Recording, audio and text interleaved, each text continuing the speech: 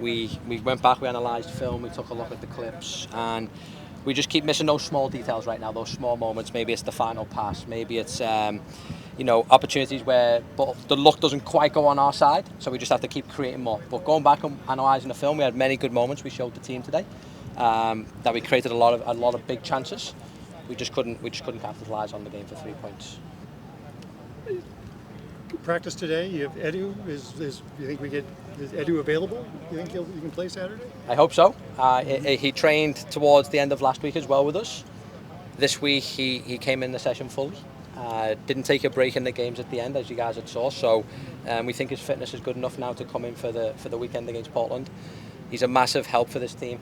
His presence just in general, as a human being away from the field, but then his quality that he brings to the team, we all know what he can do with the ball. So we're looking forward to having him back in our roster for this weekend. Yeah, it's going to make game planning totally different for you when you figure out what you're going to do in this game. It does. It just gives us more depth. It gives us the opportunity to have, whether that's him starting the game or even coming in to change the game for us. We know his quality, even off the bench, if he needs to come in for a limited amount of minutes. We know what he brings this team.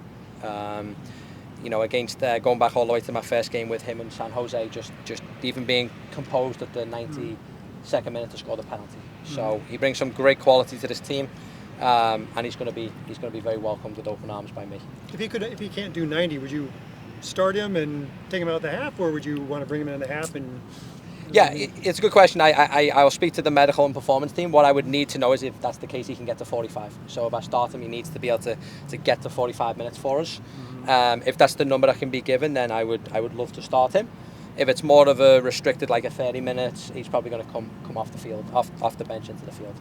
Which you mentioned missing small details in minutes. That, of course, happens every soccer game, both teams, the winning team or the losing team.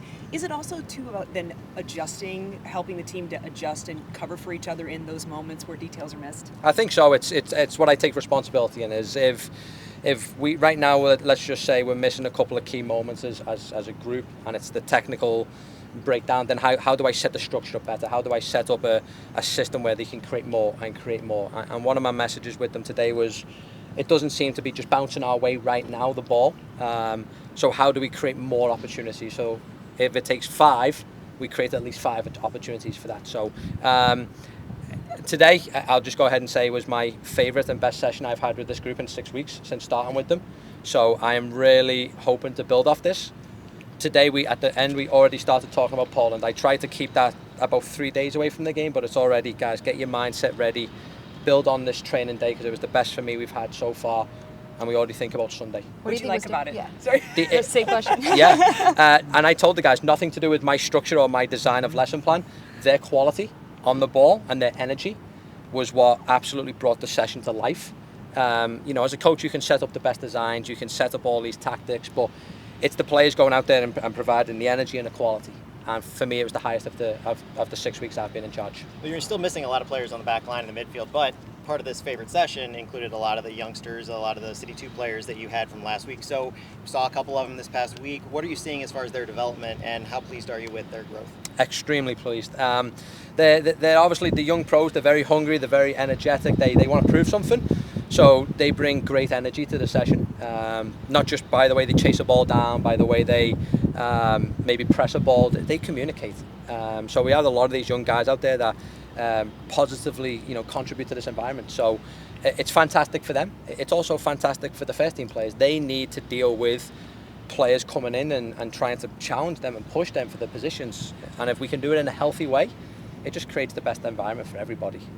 So they've been fantastic this week, just with the energy and the quality as well. They're very, very good soccer players. What did you see out of Yacel Roscoe? Started him at left back. What are you seeing in where he can be best used to help your team either start or come in later? Yeah, he's a very technically gifted defender. So utilising him in any of the 4 positions, he'll be able to effectively help us. For him as a left back, we knew the tactic against RSL was we wanted to try and build in the wide areas, and giving him that ability to get on the ball with comfort, with control, was something that we wanted from him. And we could just see many moments of him playing out of the back, helping get up the field. So that would be something that we look at this week, is how can his skills help us against Portland. So he needs to have a good training week. If he has a good training week, he'll make a good case for himself to start this weekend. You were part of the fabric of City 2 to see the run that they've gone on right now. Just how proud are you of this group, seeing what they're able to accomplish and go on a run like this? Yeah, I'm extremely proud. I've obviously watched every single game they've played since. I'm super happy for Hack and the staff to continue to help these young players, because that's what this club is about. Is sure, the first team, results haven't gone our way as of late, but can we continue to develop the young players and give them opportunities in this environment? Is something that I stay strong in. But to see their run of form and the quality and how they're doing it has been really fun to watch. Does it raise the spirits in the building over there, having the team winning as much as they are? Yeah, it helps for sure. Just being so closely connected with the way the offices are designed. But they're enjoying themselves right now, and rightfully so. They're sitting top of the conference, I've just heard sitting top of the league in general now.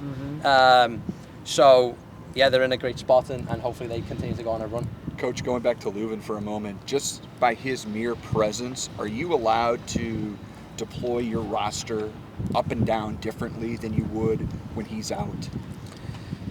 Yeah, we can use, having Edu in that position, especially when he comes in and gets starts and big minutes for the team. It allows players like Marcel to stay higher up the field.